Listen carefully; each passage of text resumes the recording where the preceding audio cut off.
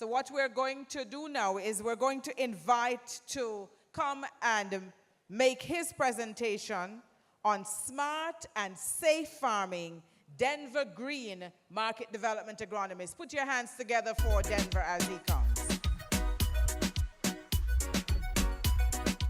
All right, farmers, I know we are winding down and I won't be long. And I know that you have far to go, and I hope that God go with you on your journey back home. For those of you who are here, let me just spend some time and just share something real quick with you. All right, next slide. Again. All right, so my objective is to ensure that when you leave this presentation, you will learn a few things. One, I want you to understand that you explain the reasons why protective clothing is important, to state why, it is important to follow agrochemical mixing order, state 5 environmental impacts that may occur when agrochemicals are misused, and state 3 ways in which agrochemicals can enter the body. Next slide. Now, if I should ask the question, next slide. If I should ask the question, how do you define pesticide, or what are pesticides? It's simple put. Pesticides are substances used to control pests such as insects, weeds, fungi, rodents, so on. All right? In the definition, you did not see anything where it says it controls man or woman. So it therefore means that it was not made for man or woman. It was made for insects. That means, in a sense, you should protect yourself at all costs. Am I correct? Yeah? At all costs, protect yourself. Next slide. I want you to also identify that when you're dealing with pesticides, safety is very important. For one, protection. Who is protected? You're protecting yourself, the person who will be in the field. Skip my slide already, Mr. Skipper. The person who will be in the field. You're thinking about environmental health. You're thinking about the consumer, who is very important as well. So for the most part, once you're using chemical, there are some fundamental things that you must pay attention to. John, I mentioned them a while ago. Next slide. You read the instruction and follow them carefully. And when I said read the instruction carefully. Check to make sure that the PPE equipment or the spray equipment are secure and are working properly. You should also check for weather condition, and you mix only the correct amount of chemicals because you don't want to leave any in the container or to put it down for tomorrow and say you'll use it another time. So mix what you know you're going to need. All right, next slide. I want to also show you what we at Caribbean Chemical distribute, a suit they call Jacta suit. We also distribute the Dynamo battery-powered spray pan, so you don't want to go into field to be pumping, because as you pump, energy is used, you sweat a lot, your pores are open, more exposed if you're not protected. Hence the reason why we put the Jacta suit mannequins, as you can see. So when you buy the package, you get a face shield, headgear. It doesn't come with a fully equipped respirator, but you can invest in those respirators that has the cartridge on the sides. Those are much beneficial for use. You get an apron, long sleeve, a rubberized base portion, and also your gloves. So you get a full suit. Farmers, listen to me real quick. If you don't look like the man that's on the moon or going to the moon, you are not protected in the field. Let me say it one more time. If you don't look like the man that is going to the moon in the field when you're going to spray chemicals, you're not fully protected. Am I clear? You have a question? The cost for suits on the outside, somewhere about 6,500 for the suit, something like that, really cheap. All right, next slide. Next slide. Let me give you an example real quick. Go again. Click again, click again, click again. All right, thank you. Hold it right there. Go back. All right, cool. For the most part, farmers, when you're spraying pesticides, you need to pay attention to some very important details. Now, you want to note the pre-harvest interval. So if you're going to use a chemical like caramectin, the pre-harvest interval is 7 days.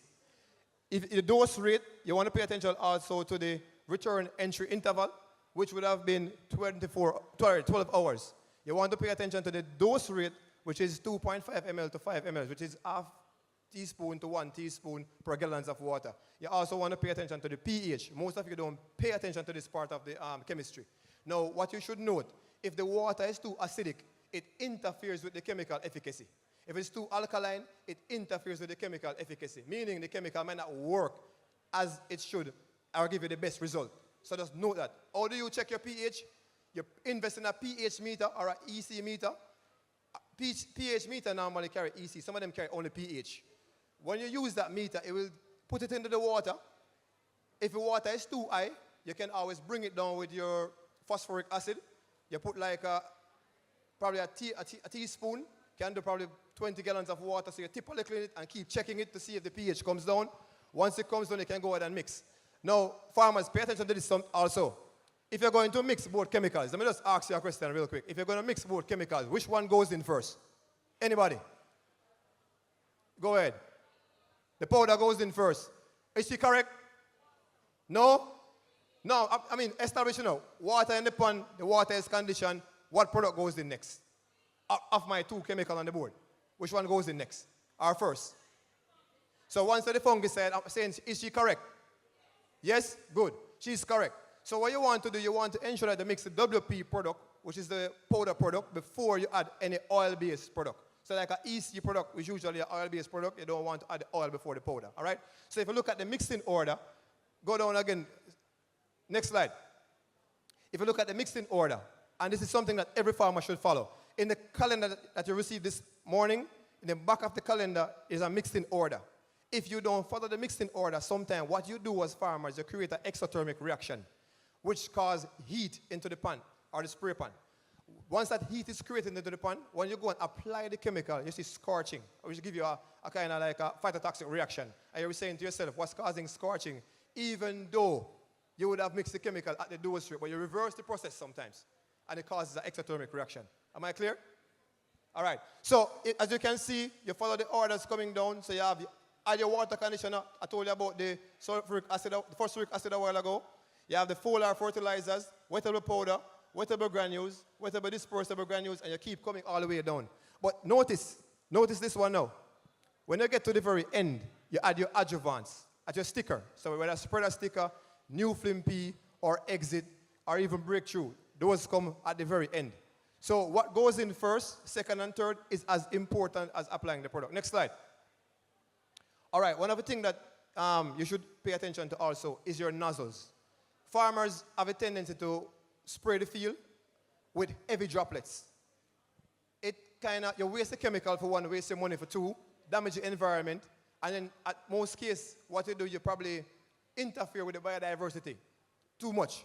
So what you want to do is to choose the right nozzle. So if you're going to spray herbicide, use herbicide nozzle, which is more of a flat type nozzle. If you're going to spray like your insecticides, you can use a cone-shaped nozzle, as you can see them on the board. And the droplet size is very important. So don't bathe the plant. God already bathed the plant, right? So if you're going to spray the plant, get it down to a fine mist, and you give it a quick cover to ensure you get coverage. So you add your adjuvants and other stickers into it to ensure that you get good coverage. All right, next slide.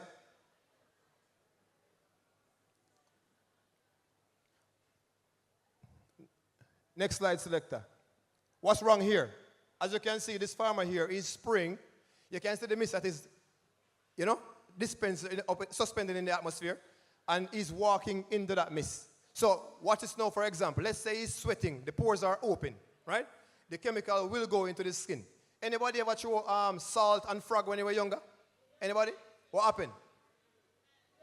You see the frog now start jumping a lot, and then he starts sweat heavily, right? Now, because the salt is concentrated, anywhere it's concentrated, water move from that area of low concentration to the area of high concentration. So it's the same thing happen to the chemical if you're not protected. So once the chemical come in contact with your skin, then that water in your body will eventually come out, and it causes problem. My granny always tell me, say, and the same day leaf go out water, but I do what? Rotten. Very good. Thank you very much for that. Next slide. All right, so these are what I was talking about a while ago, the stickers, right? So you have new film P, you have spreader sticker, exit, you have breakthrough. Those are systemic penetrants. The systemic penetrants are the ones that can bring the chemicals into the plant. So it makes like a contact product, like even a Solcox work like a systemic product because of all the design, right? If you look at the spreader sticker like new film P in particular, it keeps the chemical in solution. Just like how you sweat, it keeps the chemicals sweating, so you get a longer coverage. So even if the insect fly out this morning and come back later on in the afternoon, chances are the product might still be in solution. So when it land, it gets control. Make sense? All right. Next slide. After application, what do? We wash. We wash, we wash, we wash. Right? So you wash the gloves with soap and water if you can before you start pulling off your gears. Why? Because the chemical might be on your gloves. And you might be pulling off things and touching parts of your body which you don't want to be touching, and then you contaminate yourself. And that can also cause problems. So wash your gloves with soap and water, then you take off your gears. And when you're taking off your gears, take them off, fold them, put them in a bag, take them home, because you might drive a vehicle. If you're not driving, you're walking home. Still take them off, put them in a bag, take them home, put them in some water, wash them out the next morning or so if you can. Soak them, wash them out, and then hang them, dry them, reuse. All right? We don't encourage farmers to spray today, put on a suit, and take it up, spray tomorrow. Don't do that. All right? Don't do that. Next slide. Now, one of the things that farmers don't practice, and I see it right across Jamaica, we take it for granted that we can just go in the field and spray anyhow. And if you look at the statistics, in St. Elizabeth, probably a little portion of Manchester, we see that there's a little incline in issues with cancer. Now, you can't blame the chemical company for that. It's a lack of, what do you call it now, practice on their part that causes the issue. So when we say we come to keep training our experts to the farmers, protect yourself, protect yourself, protect yourself. It is very important, right? Because your health is your wealth. If you don't take the time out and take care of your health, later on you're going to spend your wealth on your health. So take care of your health first, all right? So what happened? If you look how it filters down, once you misuse the chemical, you will find that you will have a lot of degradation taking place, meaning the chemical will affect animals and plants that they were not intending to affect. A lady this morning asked about bees. Caribbean Chemicals is going greener with the chemistries. If you look at most of our chemistry portfolio that's coming out now, it has a green band. The green band is very significant. It therefore means that you have less effect on your pollinators. So like your bees, if you use like a product like even your advance, it wouldn't affect your pollinators as that green label that's here. Your lufen wouldn't affect your bees either. So stay to your greener chemistries, especially in the day periods. So if you don't spray early morning before the bees come out to work, look at your greener chemistries for control. All right? Clear? All right. So how does chemical gets in your body? Go to the next one. How does chemical gets into your body? It goes through your pores. It goes through your ocular with your eyes. It can go through your nose. It can go through your mouth. So as you understand the importance of protecting yourself, we can't stress it too much. We can't stress too much that you should protect yourselves. All right?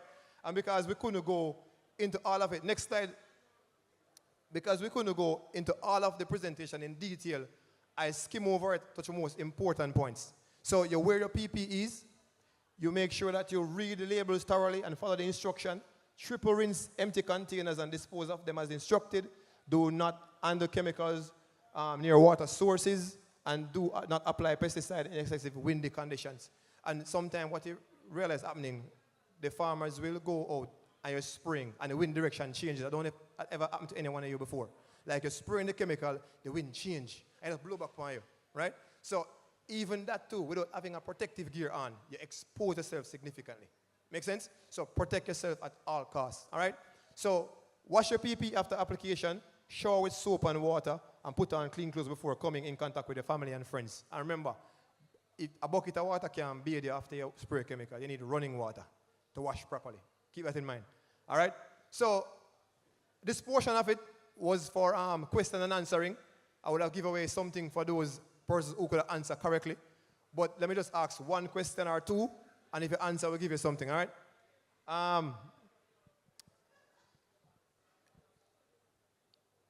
Give me one reason. Give me one reason why is it important to follow the mixing order of chemicals. One reason why it's important to follow the mixing order of chemicals. So what? So the crop don't get damaged because you create heat in the pot, right? All right, very good. So that's one person right there. Next question. Name 3 ways in which chemicals can get into your system. That lady, and go up very first. Go ahead, ma'am. No, answer for her. She's going to answer her and go up first. Right? Can you nail it? Through your mouth. All right, so there you go. So that's 3 questions. So I'm not spending any more time. The time is expired. Thank you for having me, and I hope that you have enjoyed yourself today. We'll see you again next year, hopefully. All right, you have a question? Mm-hmm.